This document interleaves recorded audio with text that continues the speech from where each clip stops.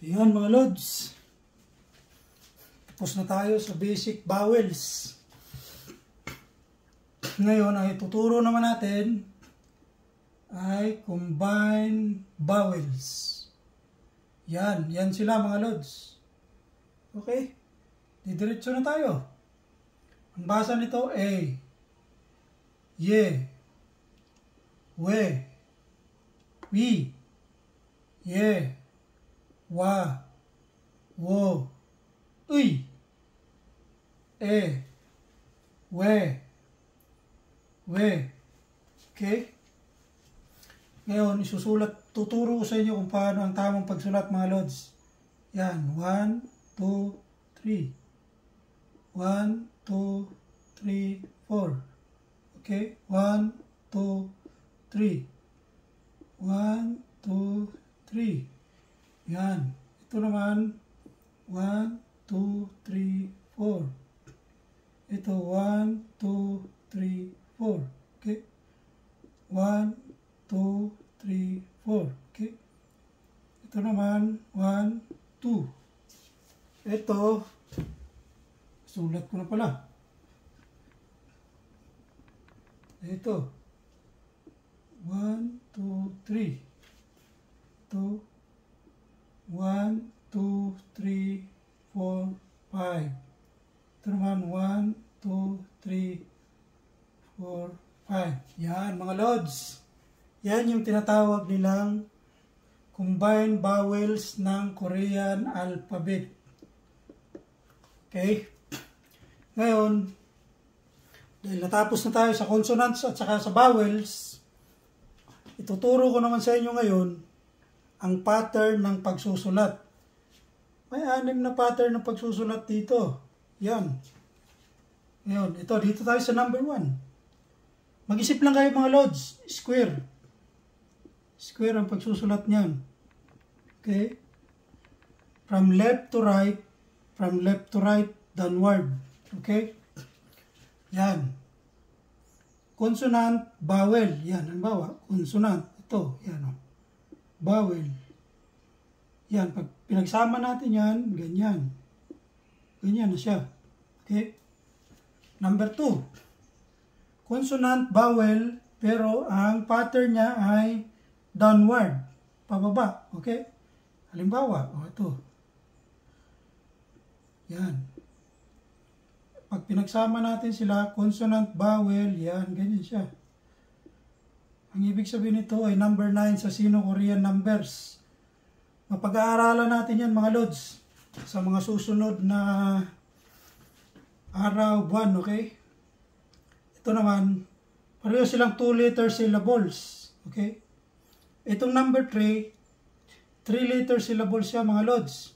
From left to right, downward. Consonant, vowel, consonant, okay? Halimbawa, ito, ganyan.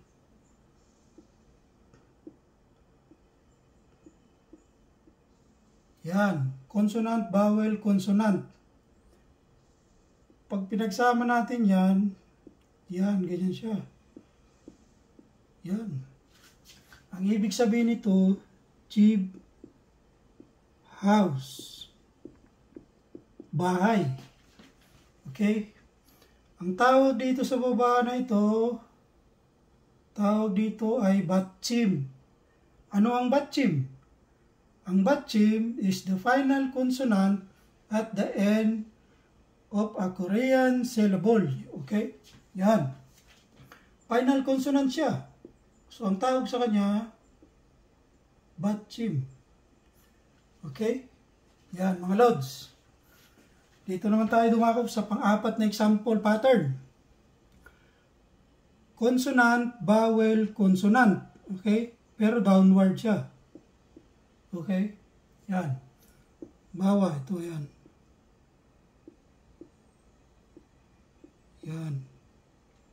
Pag pinagsama natin yan, pag sinulat na natin, yan. Ang ibig sabihin yan ay, sa pagsasalitang Korean, ang pagkabasa niyan ay mul. Okay? Ang ibig sabihin yan ay water. Water. Ngayon, pag gusto nyo humingi ng tubig sa Koreano, o sa mga Koreano, sa kasama nyo sa trabaho, dagdagan nyo lang siya ng jusiyo. Yan. Which means please. Okay? More jusiyo. Okay. Pahingin ng tubig. Yan. Yan, dumako naman tayo ngayon sa ikalimang example. 4 na letter syllable pa rin siya mga lods. Pero, yan. Ang kuha niya, double consonant na siya sa baba. Yan. Halimbawa, ito.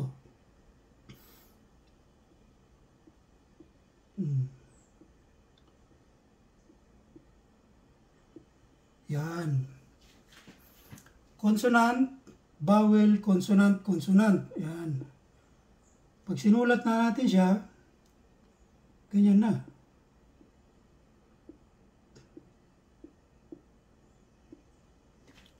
Tandaan nyo mga lods, pag nagkadikit itong dalawang to, dikit siya, hindi siya magkahiwalay. Pag nagkasama sila, ang magiging pronunciation nito ay ki. Ito ang magiging last pronunciation niya. Okay? Ang pronunciation nito ay magiging hook. Okay? Hook siya. Magiging hook. Yan. Ang ibig sabihin ay suwel. Lupa. Lupa siya mga lods. Yan. Consonant, vowel, double consonant. Okay? Yan mga lods. Dito naman tayo sa pang-anim. Bawa, ito. Yung inji, tapos u, i, in. Yan. Pag pinagsama natin sa mga loads, ganyan siya. Yan. When. Ang basa niyan, when. Nang ibig sabihin ay left o kaliwa. When. Okay? When, urun. Ang Korean ng kanan ay urun. Ang Korean ng kaliwa ay when, left. Okay? Ito, ang Korean ng kamay, son. Di ba? Korean ng kamay ay son. Okay? Ngayon, pag pinagsama natin yung dalawa, wenson. Wenson, urunson.